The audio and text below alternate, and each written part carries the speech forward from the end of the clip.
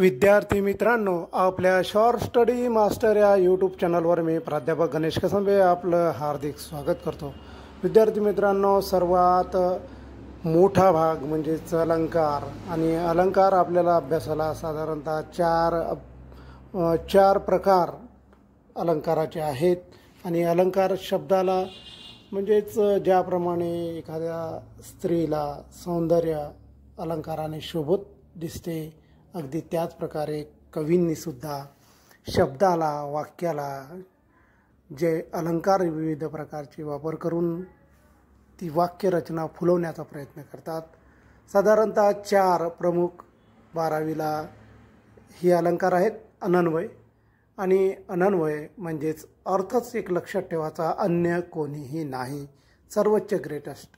त्यानंतर दुसरा अपुर्णाहुती म्हणजेच हुती म्हणजेच एक लक्षात ठेवायचं की कमीपणा लेखणे, म्हणजे उपमेय जे आहे तर ते त्याला कमी लेखलं जाते आणि उपमानाला मान दिला जातो। तिसरा प्रकार अतिशयोक्ती, जी अवास्तविक वर्णन केलेलं असते, अतिशय फुगून वर्णन केलेलं असते। आणि चौथा म्हणजे अर्थांतरन्यास, एक विशेष उदाहरण दिलं जातो आणि एक विशेष उदाहरणावरून एक विशेष सिद्धांतावरून सुरुवातीला एक सिद्धांत मांडला जातो आणि त्यासाठी मग एक उदाहरण दिलं जाते, त्यालाच काय म्हणतात, त्यालाच आपण अर्थांतरन्यास असं म्हटलं जाते। अगदीच त्याच अर्थाचा उदाहरण समर्पक असं सांगितलं जातं।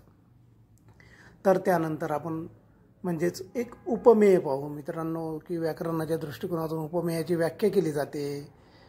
पण आपल्या शॉर्ट स्टडीच्या नियमानुसार कोणतीच व्याख्या नियम क्लिष्ट आपल्याला पाठ करायचं नाही आहे। उपमेय म्हणजे एक लक्षात ठेवायचं की त्या अगोदर पहिले एक लक्षात ठेवायचं की उपमान म्हणजे काय। तर मित्रांनो, एखादा कार्यक्रम ज्यावेळेस घेतला जातो त्यावेळेस एक मान दिला जातो त्या पाहुण्यांना, प्रमुख पाहुण्यांना जो मान दिला जातो, शाल श्रीफळ उदाहरणार्थ, तो म्हणजे मान। तसंच वाक्यामध्ये सुद्धा ज्याला मान दिला जातो, जो मान दिला जातो ज्या वस्तूचा, ज्या उपाधीचा, तर ती म्हणजे उपमान, आणि ज्याला दिला जातो ती व्यक्तीच म्हणजेच उपमेय। बस एवढं लक्षात ठेवायचं, नाही तर उपमेय उपमानापेक्षा श्रेष्ठ आहे, उपमान अशा वेगवेगळ्या प्रकारचे उपमानाच्या आणि उपमेयाची वेगवेगळे व्याख्या पाठ करण्याची अजिबात आवश्यकता नाही। फक्त एवढं लक्षात ठेवायचं की ज्या वस्तूला मान दिला जातो, जो मान दिला जातो, तर तो मान म्हणजेच उपमान, आणि जी व्यक्ती तो मान स्वीकारतो त्या व्यक्तीला उपमेय असं समजायचं, तुम्ही कधीच विसरणार नाही। तर आता आपण पाहू, आणि आपल्याला काय करायचं आहे, 4ही अलंकार नावावरून शिकायचे आहे। अलंकाराच्या नावावरूनच तुम्हाला अनन्वय म्हणजे अन्य कोणीही नाही, फक्त एकमेव श्रेष्ठ तीच वस्तू। जसं उदाहरण दिलं आहे की ह्या आंब्यासारखा गोड हाच तोच त्याच्या परी तोच आहे, ताजमहल जगती तोच त्याच्या परी, म्हणजे फक्त एकाला सर्वश्रेष्ठ ग्रेटेस्ट मानलं जातं, ते म्हणजे अनन्वय अलंकार। बस अनन्वयचा अर्थ लक्षात ठेवायचा की अन्य कोणाला श्रेष्ठ न मानता फक्त एकमेवच, बस जगती तोच त्याच परी, हाच याच आंब्यासारखा, हाच गोड आंबा, दुसरा कोणताच नाही, तर त्याला अनन्वय म्हणतात। तर नावावरूनच लक्षात ठेवायचं, अनन्वय, इतर कोणीही नाही, समजलं। तर दुसरा जो अलंकार राहील, तर दुसरा अलंकार आपण पाहणार आहोत ते म्हणजेच अपुर्णाहुती। आता अपुर्णाहुती याचा अर्थ काय लक्षात ठेवायचा विद्यार्थी मित्रांनो, की हुती म्हणजेच कमीपणा, एक लक्षात ठेवा, हुतीचा अर्थ कमीपणा, म्हणजे ज्यामध्ये जो उपमेय आहे, म्हणजे जी वस्तू ते मान स्वीकारते, तर ती व्यक्ती काय आहे समजा, तर त्या व्यक्तीला कमी मान देणे, म्हणजे जे उपमेय असतात त्या उपमेयाला काय केलं जाते, कमीपणा दिला जातो, आणि श्रेष्ठ जे असते त्या उपमानाला श्रेष्ठ मानलं जाते। म्हणजेच एक प्रकारे हुती दिली जाते असं लक्षात ठेवायचं, बळी दिला जातो एक प्रकारचा, असंही जरी म्हटलं तरी चालते लक्षात ठेवण्यासाठी म्हणून। तर आता उदाहरण पाहून घ्या, न हे नयन पाकड्या सर्व जातीला, म्हणजेच नयन जे आहे इथं तर हे काय आहे, उपमेय आहे आणि त्याला नकारलेलं आहे की ते काय कमीपणा दाखवलेला आहे नयनाचा. तर सरोजातील पाकड्याला म्हणजेच उपमानाला काय केलं आहे, श्रेष्ठ मानलं आहे आणि याचा कमीपणा दाखवलेला आहे. कशाचा, नयनचा. न हे वदन चंद्रामी शरदीचं गमे केवळ, म्हणजेच न हे वदन. इथं वदन काय आहे, तर वदन जे आहे तर उपमान आहे, उपमेय आहे आणि या उपमेयाला काय केलं, कमी लेखलेलं आहे, न म्हटलेलं, न, नाही, न लगे, नाही, नाहीच, अशा प्रकारचं जे आहे तर ते म्हणजे अपुन्नाहुती. म्हणजे चंद्रापेक्षा न हे वदनाचे शरदीचा चंद्र, म्हणजे काय, शरदीचा चंद्राला श्रेष्ठ मानलं आणि वदनाला काय केलेलं आहे, कमीपणा त्याची हुती दिलेली आहेत, म्हणून हा अपुन्नाहुती अलंकार समजायचा आहे. यानंतर मित्र तिसरा प्रकार जो अभ्यासक्रमामध्ये तुम्हाला राहणार आहे आणि तो म्हणजेच अतिशयोक्ती.